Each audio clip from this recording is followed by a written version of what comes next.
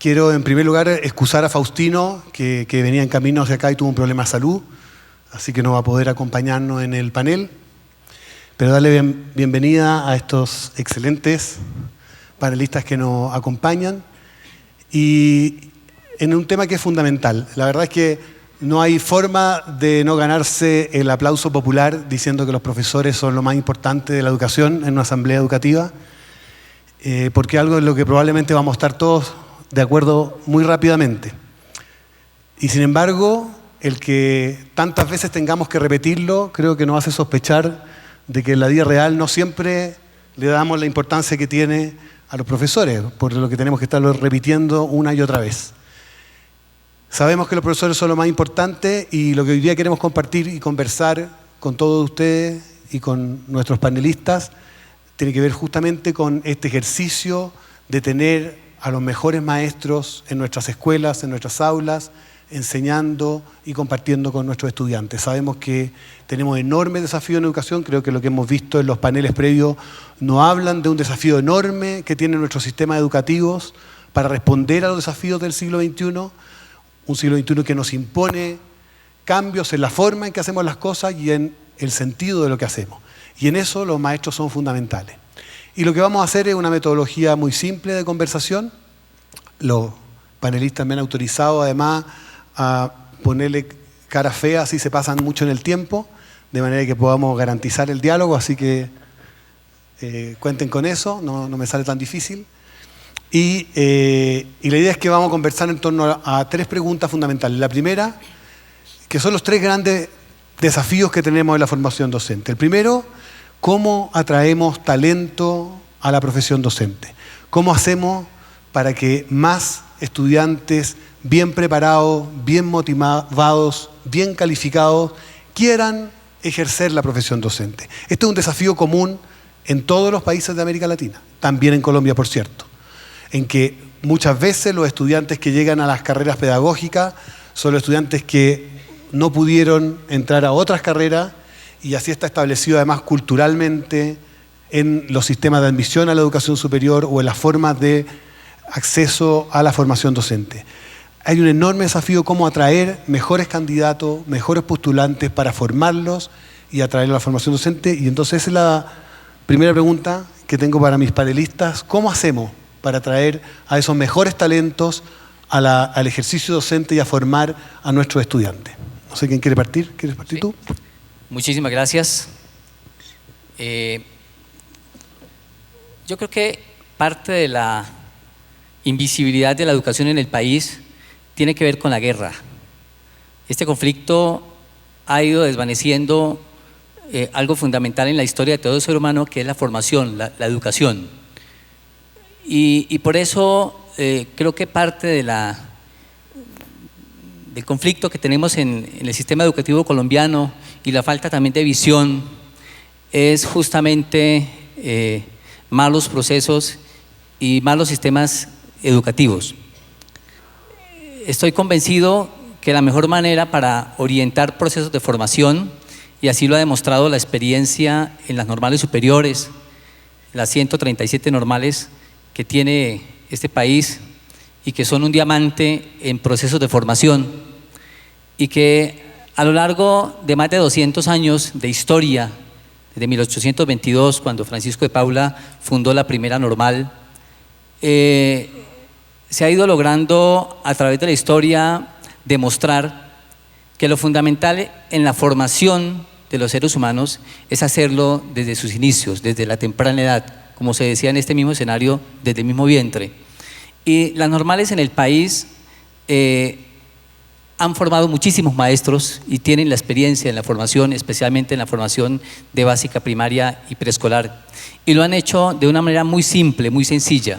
Y creo que ahí está el éxito y la respuesta a la pregunta, es que el currículo de la formación de los maestros no debe hacerse en la edad adulta, en las facultades de educación, con el cariño y respeto que merecen mis compañeros panelistas, pero la formación del maestro debe iniciarse en la etapa temprana, que es el preescolar. Allí se fundamentan no solamente los saberes, pero también las competencias ciudadanas. Y hemos logrado entender que el maestro que se forma en las normales superiores logra desarrollar una empatía y un diálogo permanente con el niño, conoce su mundo, aprende a dialogar con su niño, se baja hacia el niño y hace una relación totalmente horizontal. Por eso, una propuesta que surge en este ejercicio, que surge para el país, es quizás pensar que la mejor forma de tener los mejores bachilleres en el país para la educación es garantizarles también, es la propuesta que yo hago en este escenario, es un ser pilo paga, para que los mejores maestros o estudiantes del bachillerato de las 137 normales puedan continuar su proceso de formación en las normales y luego pasar hacia las universidades. Esa es la propuesta. Gracias. ¿Quién quiere tomar el guante?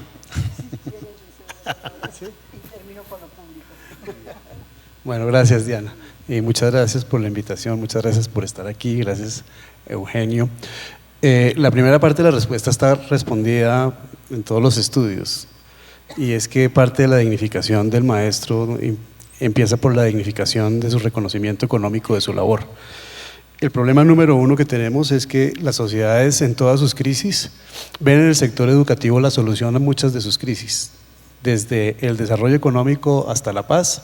Todos decimos que la escuela es la solución, pero no somos consecuentes con la importancia social, cultural y política que le damos a la escuela en ese reconocimiento del maestro. Pero eso ya está demostrado. Los países que obtienen mejores resultados, pues la profesión docente está remunerada y además es reconocida no solamente económica sino socialmente en esa parte. Eso está por fuera de la capacidad de nosotros. En lo que está en nuestra capacidad, uno, pues es poder traer, reconocer y convertir en un premio la posibilidad de que las personas entren a estudiar educación. Y eso pues también ya está pensado desde tiempo atrás. Si ustedes miran el eslogan de esta cumbre, pues es una idea con la que también todos coincidimos. Pero ya desde hace unos 180 años, las personas que pensaban críticamente la educación nos decían: sí es cierto que los seres humanos somos producto de la educación y nuestra realidad, la educación y nuestras circunstancias, pero nos olvidamos que son los seres humanos los que transforman las circunstancias. Luego hay que transformar la educación y transformar las circunstancias. Por consiguiente, y era la conclusión de esta frase, el educador debe ser educado. Y ese es el primer punto. El segundo es que en efecto la educación es una profesión y además es una disciplina académica. Hay que invitar a la gente a estudiar esa profesión y la disciplina académica. Y esto es muy importante porque no es una ocupación técnica per se, es un proceso de formación que requiere años. Y cuando digo técnica no estoy demeritando las ocupaciones técnicas, solo quiero hacer un énfasis muy grande. El maestro no puede ser reemplazado, y creo que todos los paneles que nos antecedieron demostraron que en el corazón de esto está el hecho de que los maestros somos seres humanos y los estudiantes somos seres humanos. Pero al no pensarla como una profesión y como una disciplina académica, se corre el riesgo de que o bien puede ser reemplazada por tecnologías o por simples técnicas educativas, y que lo que necesitan los maestros son técnicas o tecnologías. Pero ya mis antecesores nos demostraron, y ojalá, y Diana, no estoy demeritando lo que dijiste, sino que eso me dejó sonando. ¿Se imaginan si los meseros están siendo reemplazados por tablets, qué pasaría si reemplazáramos a los maestros por tablets? Pues no lograríamos nada de las cosas que se han dicho durante todo el día hoy acá. Los maestros somos seres humanos, debemos ser formados como seres humanos para formar otros seres humanos. Para atraerlos a la universidad, primero la sociedad tiene que ayudarnos, pero las instituciones también podemos atraerles mostrándoles y dándoles oportunidades y apoyo financiero para eso. Aquí termino, pero me encantaría seguir hablando, además de la formación de los docentes en ejercicio. Sí, por mi parte, pues voy a hablar desde lo público. Soy la decana de la Facultad de Educación de la Universidad Pedagógica y Tecnológica de Colombia, y este tema que usted plantea es neurálgico. Creo que fue un buen comienzo el análisis en el día de hoy con el director de semana, Alejandro Santos, en el cual plantee el debate por otro lado. Es decir, el debate aquí no es quiénes son los mejores que van a entrar a la profesión docente, quiénes sacaron las mejores pruebas PRO, o quiénes sacaron las mejores competencias o las pruebas del Estado. El problema es qué personas van a entrar al campo de la profesión docente. Eso creo que es lo fundamental. ¿Qué características tienen estas personas? No es porque hayan sacado el mayor puntaje en matemáticas, ni el mayor puntaje en química o física, sino es por ese, lo que decían nuestros antiguos maestros, y tal vez Vicky Colbert, que está acá, no lo puede, que lleva más experiencia en la parte de la educación rural, lo que dicen las maestras rurales, es decir, esa vocación que se ha perdido en pro de una profesión, digamos que en un momento dado es para salir a ocupar un cargo o resolver un problema laboral. Creo que el problema es de fondo, y aquí el fondo es cuál es el enfoque educativo y cuál es el modelo pedagógico, pero no el que estamos repitiendo en los documentos maestros que se presentan al Ministerio de Educación, sino esto va mucho más allá. Muchas gracias. Interesante porque efectivamente, como ustedes comentan, las instituciones formadoras tienen probablemente menos responsabilidad en atraer ese talento, porque tiene que ver con condiciones sociales, políticas, económicas, que hagan más atractiva la profesión docente. Y sin embargo también tienen un rol muy importante, ustedes lo mencionaban, respecto de una vez que esos estudiantes llegaron a formarse como docente en cualquiera de las instituciones, ¿cómo hacemos que esa formación sea significativa, sea apropiada, sea pertinente, esté conectada? Y hoy día en el mundo entero hay un gran cuestionamiento respecto de la formación de los docentes en las escuelas normales, en los institutos normales y en las universidades, respecto de cómo podemos formar a los docentes de manera que sean docentes del siglo XXI, ¿no? ¿Qué características tiene esa formación y esa preparación que les proponemos a los futuros docentes para que ellos puedan ejercer en la escuela del siglo XXI y no sigan repitiendo, como decía Diana, modelos educativos probablemente del pasado, repitiendo la forma en que ellos mismos fueron educados, sino que a partir de metodología innovadora, de práctica que tengan más sentido también para sus estudiantes. Así que esa es la segunda pregunta: ¿cómo la escuela de pedagogía, los institutos normales pueden preparar a los docentes para que sean docentes del siglo XXI? Les propongo el orden inverso. Diana, ¿quieres partir tú? Y vamos. Empiezo. Bueno, sí creo que, con lo último que finalicé, creo que es el enfoque educativo lo que nos debe llevar a ver cuál es el educador que queremos para este país. Es decir, hablo desde la UPTC, que nosotros es un enfoque humanista, donde lo fundamental es la persona. Y luego en el modelo pedagógico venimos repitiendo modelos continuamente según el que esté de moda. Nosotros estamos planteando desde como es en una universidad pública con asambleas de estudiantes, profesores, una renovación de nuestro modelo pedagógico, en el cual consideramos que no es fundamental ni el maestro, ni el estudiante, ni el acto de la educación. Los tres son fundamentales.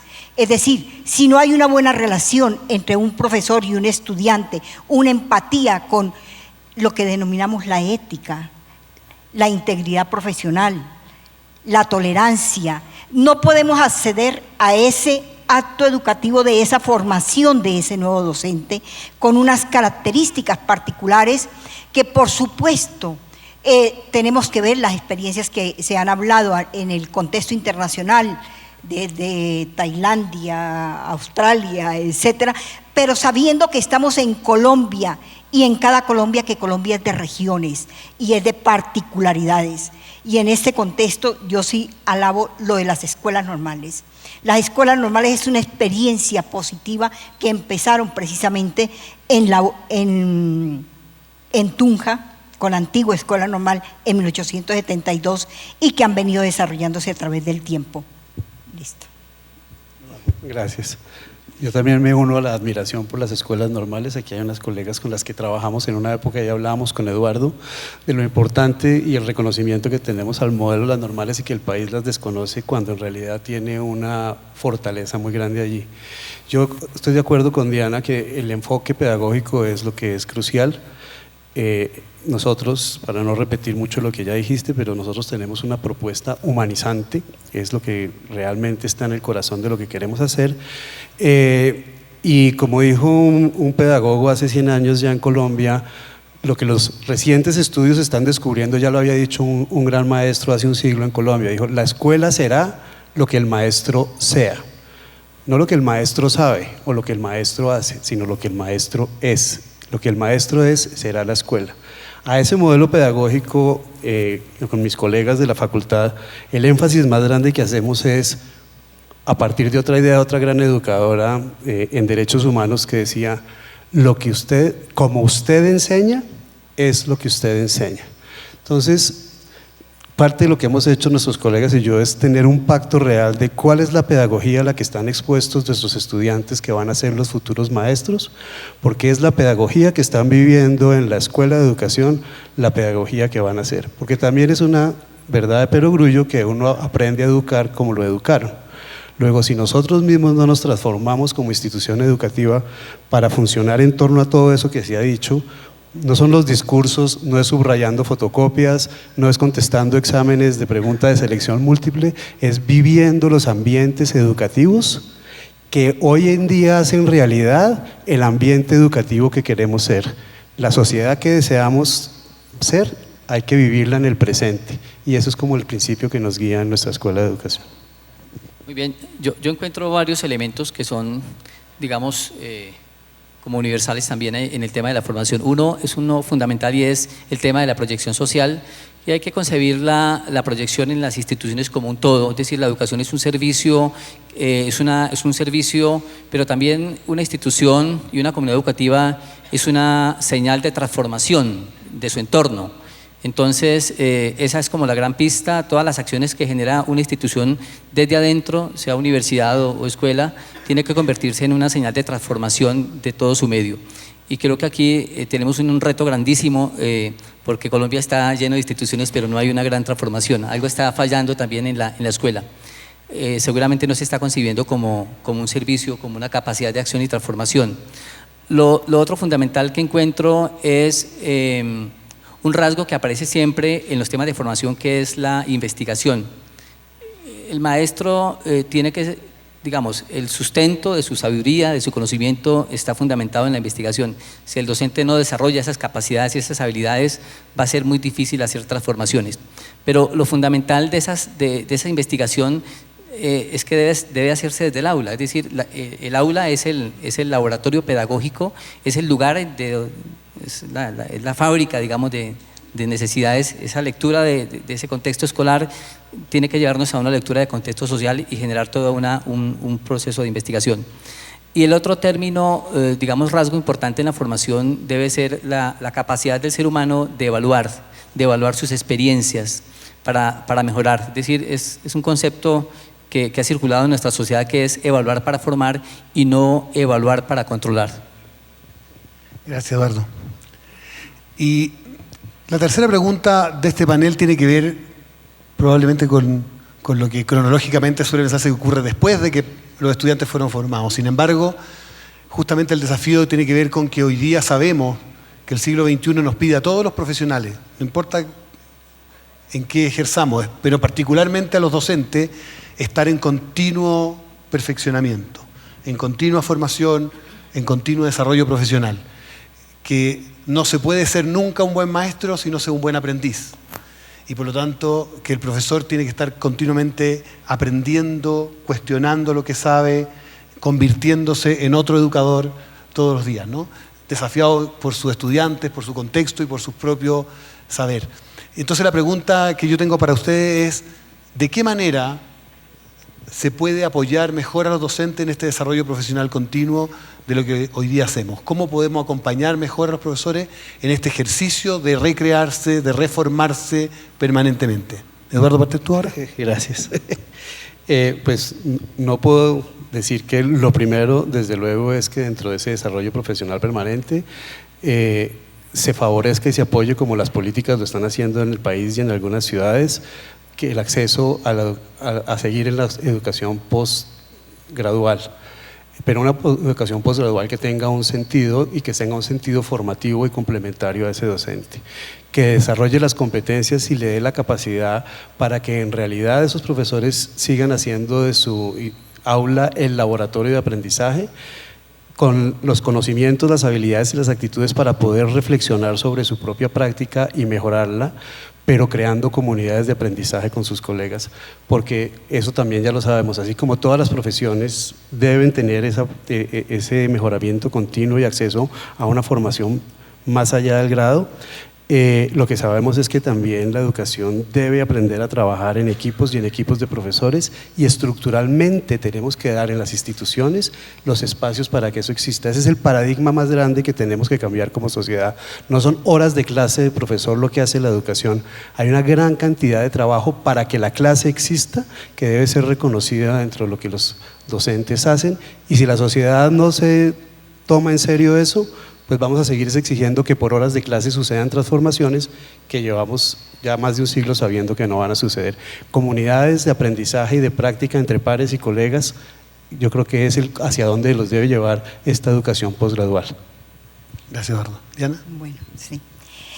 Sí, pienso que, bueno, tenemos el estudiante que se ha formado en la universidad, va a salir egresado con una gran expectativa de dónde va a trabajar y cuál va a ser indudablemente luego su continuidad de formación. Primero que todo, pues la formación que ha recibido este estudiante y que se le debe seguir dando debe ser con una responsabilidad social. Como lo dice Freire, decir la responsabilidad social ante todo y en contextos muy concretos, regionales y en el caso concreto de Colombia. Primera cosa. Segundo elemento es que esa persona que sale egresada se encuentra ante una realidad. El Ministerio de Educación tiene un programa que vale la pena rescatar, que es el de las maestrías de excelencia. Yo diría que deben ser más bien de investigación y más que orientadas a la técnica y más orientadas a lo que se está llevando a cabo, que es la pedagogía, la enseñanza, es decir, el aprendizaje, el compartir el elemento pedagógico, de nuevos modelos pedagógicos, de ese diálogo permanente que tiene que darse. Eso sería el segundo elemento.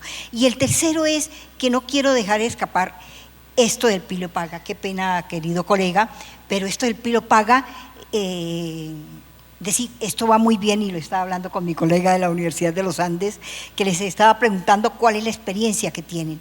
Es decir, ¿ha resuelto problemas? No sé, si financieros a la universidad privada, a lo mejor no, pero sí el Pilo Paga debe ser un dinero para la universidad pública. ¿Por qué no a la Universidad Nacional se le han dado esas becas? Yo digo, o es que la Universidad Nacional no tiene la suficiente capacidad, idoneidad, investigación, o las demás públicas, porque es que el Estado le corresponde velar por su universidad pública. Ya la universidad privada, usted mismo me decía, no necesitamos de ese, ha sido como una experiencia. Necesitamos las personas, sí, a la persona. necesitamos no la diversidad, de ese dinero, necesitamos la gente, pero la diversidad regional y cultural, perdón, la necesitamos. El dinero ese sí lo necesita la universidad pública, porque es que un estudiante, un licenciado en mi universidad, vale 300.000 pesos, es la matrícula semestral. Pero ese mismo estudiante Pilo y Paga que me entra por 300.000 pesos a mi universidad, en la universidad privada le van a dar 7 millones, 10 millones según la universidad. Ese dinero diría sería muy bien recibido en la universidad pública, y perdonen que diga esto, pero es una cosa que es relevante para las universidades públicas. Luego de este elemento, sin poner en cambio hay programas del Ministerio de Educación buenísimos, como de las maestrías de excelencia, que digo deben ser como se está llevando ahora para la parte de investigación. Y por otra parte, ya finalizo, lo fundamental, tanto en la formación como en la continuidad, es con responsabilidad social. Esa debe ser como el elemento fundamental. Entonces, por eso no estoy de acuerdo, colega Muchas Eduardo, con la... Gracias, Diana. Con el planteamiento. Eduardo. Yo considero que... La formación continua. Formación continua. En el caso de las normales superiores que tienen una presencia en el país, en los 32 departamentos del país, con 137 normales, se están graduando jóvenes como normalistas superiores, formados para desempeñarse como maestros de preescolar y básica primaria, y van luego al campo. Después de haber hecho un ejercicio importante de práctica docente en las mismas instituciones educativas, porque somos laboratorio pedagógico, pero también hacemos la observación y todo el ejercicio es de reciclaje interno, digamos, es una dinámica interna que se desarrolla. Y entonces la gran pregunta es cómo garantizarles a estos normalistas que están haciendo un ejercicio de maestros en Mitú, por ejemplo, o en Guainía, en San José del Guaviare, en los lugares más distantes, a 7, 8 horas, un día de camino, ¿cómo garantizarles ese proceso de formación? Esa es una pregunta gigante que el país tiene que responderle a esos maestros con una política pública. Lo segundo es, hay que generar también con política pública unos espacios nuevos para que los maestros tengan acceso a la formación continuada. Hay ejemplos de países que han avanzado muchísimo en plataformas virtuales. Todavía en Colombia, por ejemplo, no se cree en la virtualidad en las maestrías y doctorados. Es muy tímida todavía la incidencia. Y hay que pensar que ese es un país con regiones distantes, a veces en temas de comunicación, y valdría la pena que se abriera esa posibilidad. Yo hago esa solicitud desde este escenario al sistema educativo colombiano, a la sociedad entera y al gobierno, para que se permita que los maestros normalistas y licenciados y especializados tengan acceso a una educación de alta calidad también a través de las grandes plataformas. Gracias, Eduardo. Yo quisiera poder decir una cosa por favor sobre lo que acaban de decir, porque quedaría la impresión de que yo no estaría de acuerdo, y en realidad nosotros estamos muy de acuerdo con que los recursos lleguen a las universidades y lleguen a la universidad pública y a la universidad privada, que también lo necesitan. Es que educar a las personas cuesta, y si la sociedad no se da cuenta que eso cuesta y no tenemos la voluntad política para poner los recursos allá, es que no hay que pagar más como nos dijeron, sino pagar bien y poner la plata donde toca. Nosotros estamos haciendo un estudio, voy a hacer un par de preguntas acá. Por ejemplo, ¿en realidad ustedes saben cuánto pagamos como país por tener un recluso interno en la cárcel un año? ¿Alguna vez se han hecho esta pregunta? ¿Nos parece eso barato o costoso? ¿Nos parece que los recursos públicos deberían estar puestos allá o no? Con los datos que nosotros tenemos de la Oficina de Planeación de la Universidad Nacional, porque estamos trabajando con ellos, les digo lo siguiente solo para que ustedes piensen. Un semestre de la universidad nos vale lo mismo un año de un recluso preso que un semestre de un estudiante de la Universidad Nacional. Cuesta, no cuánto paga el estudiante, cuánto cuesta. Según los datos de planeación de la Universidad Nacional, un estudiante en 2015, las sedes cambian un poquito, pero el costo está entre 11 millones, 11 millones y 11 millones 200 y 13 millones los datos que tenemos a 2015. Un interno recluso, fruto de toda esta paranoia que tenemos por la seguridad, nos cuesta 16 millones de pesos al año. Pero les hago una pregunta todavía mejor: ¿cuánto pagamos? Un recluso son los 4 años de canasta que tiene la asistencia infantil en nuestro país. Lo que pagamos por un recluso lo pagamos por 4 años de cada niño en el Instituto de Bienestar. Entonces, los recursos, lo que pasa es que estamos pensando mal. Lo que estamos diciendo ahora es que lo que le debería llegar a la Universidad Nacional es lo que le cuesta el estudiante a la universidad, no lo que el estudiante paga. Y esa es la manera como el modelo se debería rectificar en este momento. A la universidad le deberían llegar esos 11 millones de pesos porque la educación cuesta, sea pública o sea privada, la educación cuesta, y nos cuesta como país, y nos cuesta de esa manera. Entonces esos recursos deberían llegarle también a la educación privada, pero el modelo teníamos que ajustarlo para que llegue lo que cuesta, porque nosotros sí cobramos lo que nos cuesta porque nadie más nos está dando plata, pero a ustedes nos cuesta, a todos nosotros como país, y estamos de acuerdo en que hay que darles lo que cuesta el estudiante. Quiero Quiero agradecer a mis panelistas que respetaron el tiempo. A propósito de los costos, voy a recordar simplemente ese viejo refrán que dice que si cree que la educación es cara, pruebe con la ignorancia, y va a descubrir que es bastante más cara. Eugenio, tenemos entonces pregunta a nuestros panelistas. ¿Qué aciertos tiene la formación docente en Colombia? ¿Quién responde, Eugenio? Yo, lo primero que respondo es todos nosotros. Somos fruto de nuestra educación, estamos aquí, somos sujetos críticos y pensantes. Desafortunadamente hay una crisis que está haciendo que cada vez estamos generando una mala imagen de la educación y del docente y de la responsabilidad docente. El sistema educativo en el hemisferio occidental está en crisis en los países con desarrollo y en los países subdesarrollados. Está en crisis porque el mundo está cambiando. Pero la educación en realidad tiene unos logros muy importantes, tiene unos retos grandísimos, pero hay muchas cosas que sabemos hacer y que venimos haciendo desde tiempo atrás. Yo me uno a lo que Vicky Colbert está diciendo. En Colombia tenemos grandes experiencias que tienen mucho éxito. ¿Qué pasa? Pues la población crece, la demanda crece, las necesidades crecen, pero la educación tiene mucho que sabe hacer, y con un enfoque que es tomando esas experiencias y esas experiencias positivas que tenemos y potencializándolas, podemos ahorrarnos mucho trabajo y mucho problema, que son los grandes aportes que tiene la educación históricamente. Sí, yo solo voy a complementar con lo que conversamos en el almuerzo. Yo creo que hay una industria del pesimismo respecto a la educación que vive de las malas noticias respecto a la educación.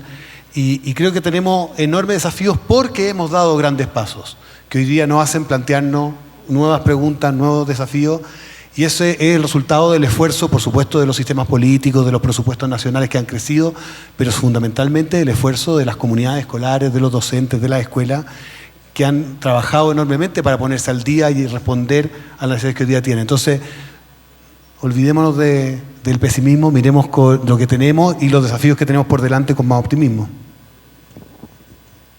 Muy bien, Eugenio, pues muchísimas gracias. Este aplauso es para ustedes, por supuesto. Era uno. Miren, y en la actualidad, la relevancia de las ciencias sociales está muy cuestionada. Por un lado, se cree que este saber no cuenta con grandes descubrimientos, como sucede en las ciencias exactas, y por otro, que es una disciplina en la que no se innova. Pero, ¿cuáles son los elementos clave a la hora de innovar? ¿Se puede formar a los ciudadanos del mañana sin las ciencias sociales? Para responder estas y otras preguntas, quiero presentar a la 7ª conferencia del día bajo el título «Cuando las ciencias sociales innovan», que estará a cargo de Delphine Gru, directora de Estudios e Innovación Pedagógica de Sciences Po en Francia. Recibámosla con un muy fuerte aplauso.